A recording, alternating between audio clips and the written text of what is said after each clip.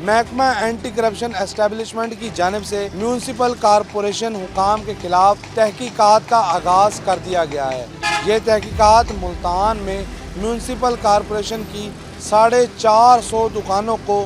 غیر قانونی طور پر لوگوں کو الاٹ کرنے پر کی گئی ہیں۔ محکمہ میونسپل کارپوریشن کی مبینہ غفلت اور حکام کی ساز باز کے باعث قومی خزانے کو کروڑوں روپے کا نقصان پہنچانے کا انکشاف ہوا ہے۔ محکمہ اینٹی کرپشن اسٹیبلشمنٹ کی جانب سے میونسپل کارپوریشن حکام کے خلاف باقاعدہ طور پر تحقیقات کا آغاز کر دیا گیا ہے۔ یہ تحقیقات ملتان میں میونسپل کارپوریشن کی 450 دکانوں کو غیر قانونی طور پر مختلف منمانے لوگوں کو الاٹ کرنے پر کی گئی ہیں۔ اس میں اگر ہم بات کرتے چلیں تو ملتان میں میونسپل کارپوریشن کی 450 سے زائد دکانیں ہیں، جس میں 20 دکانیں فائن مارکیٹ کی بھی شامل ہیں۔ ان پر تحقیقات کی جا رہی ہیں۔ تحقیقات کا مقصد یہ ہے کہ ان دکانوں کو کھلے عام پول کے ذریعے منمانے اور اس طرح من پسند ٹھیکیداروں کو الاٹ کیا گیا ہے، جس پر ملتان کے ایک رہائشی نے محکمہ اینٹی کرپشن ملتان کو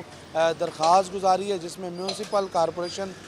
کے جو چیف آفیسر ہیں اقبال خان اور اسی طرح پلاننگ ڈپارٹمنٹ کے سپرنٹینڈنٹ ہیں واجد رضا، ان کے خلاف باقاعدہ طور پر جو انکوائری ہے وہ شروع کر دی گئی ہے، اور جس کی باقاعدہ طور پر سماعت کے بعد نوٹسز جاری کیے گئے ہیں۔ میونسپل کارپوریشن کی جانب سے الاٹ کی گئی ان دکانوں کا جو ریکارڈ ہے وہ بھی طلب کر لیا گیا ہے، اور اس پر جو شہری حلقے ان کا یہ کہنا ہے کہ 450 دکانیں جو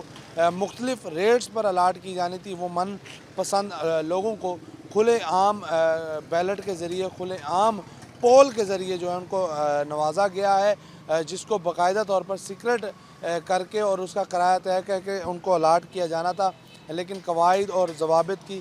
کھلے عام خلاف ورزی کی گئی ہے۔ اس پر اینٹی کرپشن کو ایکشن لینا چاہیے، اور قومی خزانے کو نقصان پہنچانے والے جو افراد ہیں ان کے گرد جو گھیرا ہے وہ بھی تنگ ہونا چاہیے۔